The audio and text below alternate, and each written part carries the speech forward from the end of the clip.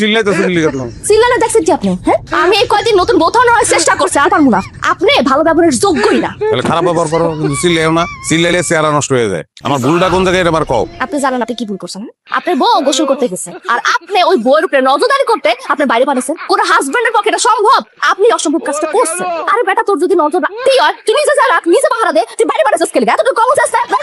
এটা কোনো হাজবেন্ডের পক্ষে সম্ভব না, কোনো ধরনের হাজবেন্ডের পক্ষে সম্ভব না। এটা মানতাছি, আমার বুঝালই। হ্যাঁ, আমি তোমার দেখলাম যে বালতি ভর্তি কাপড় চোপড় লইয়া তুমি যাইতেছো পুষ্করণী দিকে। আমি তো মনে করছি যে তুমি এই কাপড় চোপড় ধুইবা। কাপড় চোপড় ধোনের পরে মাইসে নিজেরও ধোয়, আর এটা কয় গোসল। নিজেরও ধুইবা তো সেটা বলবা না।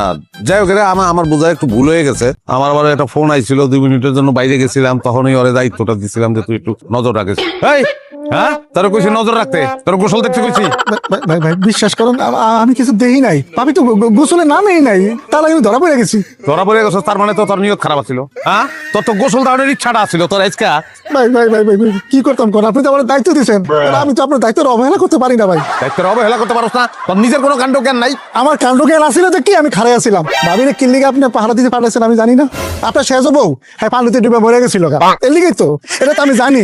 এখন ভাই আপনি কোন ভাবি সাঁতার জানি কি জানেন ওটা তো আমি জানি না। আল্লাহর কসম কেটে কইতেছি ভাই, আমি সরল মনে সাজা মনে খারাইছিলাম, আমি কিছু দেই নাই।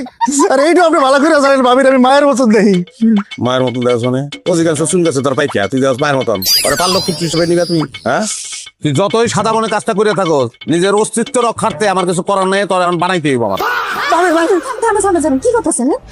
থামেন, একটা ভুল করে ফেলছে, মাফ করে দেন। আর শুনেন, সবসময় না সবকিছুতে নজরদারিতে রাখবেন না। মানে হ্যাঁ, আমার বিরক্ত লাগে। আমি পুকুরের পানিতে ডুবা মরবো না, এত কষ্ট করে আমি মরবো না। এত কষ্ট করে মরতে হইলে আপনার বিয়ে করে নাইতাম না। এখন আমি যাইতাছি, খবরটা পিছন পিছন আসবে না, কারো পারে দিল না। বলে বলে বলে খারাপ